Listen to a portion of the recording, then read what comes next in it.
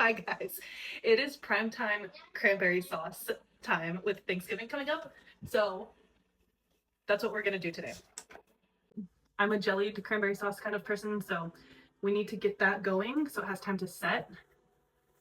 We need, it's very simple, very, very simple.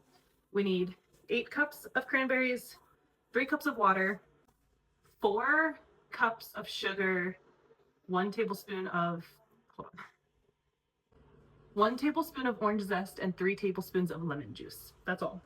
And I don't know why I can't get this thing on.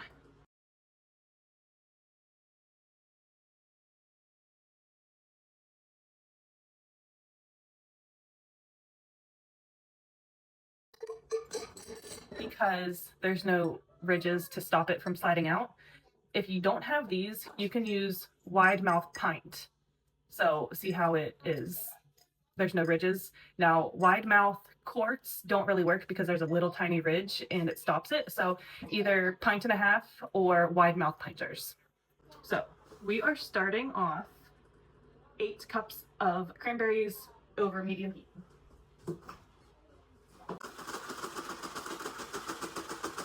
Now you can definitely play around with this recipe. You can add jalapenos into it. You can add whatever flavor, spices.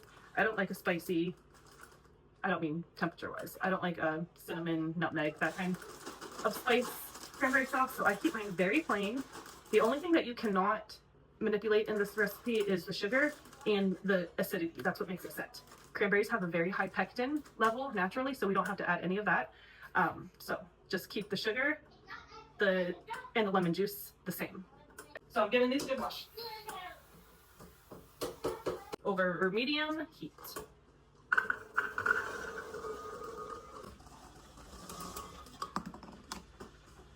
Now these are going to stay here until they start to pop. Since I'm using a tall skinny pot, I'm going to have to stir it up just so the top cranberries get to the bottom.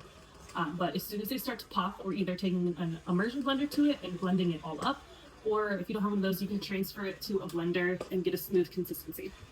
I forgot to add the water, and so we're adding 3 cups of water. So bring it to a boil until they start to pop. Meanwhile, I'm going to get orange zest going. Wash your oranges in either white vinegar or baking soda just to get all the junk off of it. But we need 1 tablespoon of orange zest. To the orange zest, we're adding 3 tablespoons of lemon juice. You can freshly squeeze yours. I'm not going to today.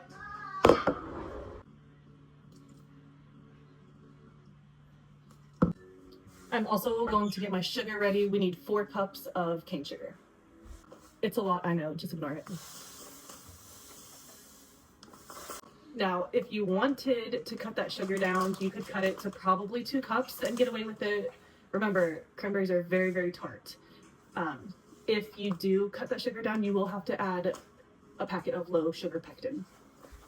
You would just add that into your sugar and dump it all in the same time. I don't know if I'll be able to get a pop on film, but they are starting to pop, so I'm going to get my immersion blender ready. Again, you can just transfer this into a blender and blend if you don't have an immersion blender. Very carefully, we are just immersion blending this.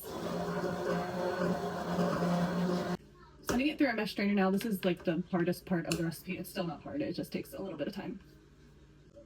Very carefully, we're going to send this through a mesh strainer.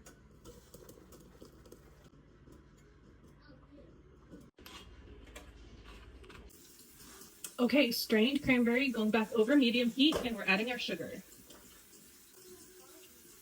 Give it a good mix. We're bringing this up to a hard boil, which means you cannot stir it down. When you stir it, the bubbles don't stop. And we're letting it sit there for 1 minute. I'll show you what that looks like. And if you are cutting down the sugar, this is when you would add the pectin into the low sugar pectin. While I'm waiting for this to come up to a boil, I'm going to get our water bath going. So just bringing water up to a boil. I have my pot of water coming up to a boil. A few water bath canning things that you need to know. You can use whatever pot container you want that can boil water. The water has to sit at least 1 inch above the top of the jar. As you can see, I'll have enough room here to put my jars in. Second thing, cold glass goes in cold water, hot glass goes in hot water. So since I'm going to be pouring the warm or the hot cranberry sauce into this, I can get this boiling.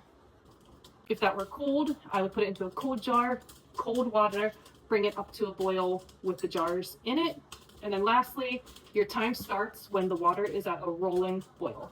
And also, you don't have to can this recipe. You can just put it into your jars, put it in the fridge, and let it sit like that to set. I'm just cleaning up all of the cranberry that splashed everywhere. Since this is going to be hot going into the jars, I'm just going to put hot water in them and then let them sit with the hot water in them until I'm ready, just so there's no broken glass. All right, here we are. See how when I stir it, those bubbles don't stop? That's what we're looking for. It's going to stay here for 1 minute now. Okay, I put that lemon juice and the orange zest in. We're bringing it back up to that same boil for 1 minute again, and then it is time to ladle into our jars. We've been at this boil for a minute. It is time to carefully ladle into our jars. We're filling to a 1/2 inch headspace.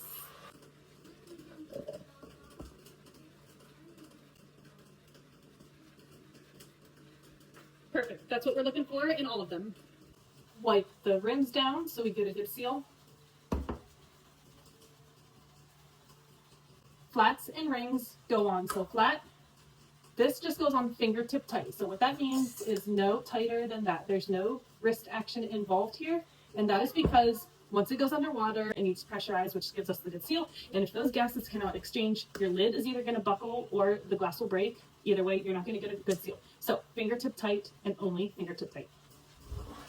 This is at a rolling boil, so our jars are going right into it. They are going in for 15 minutes.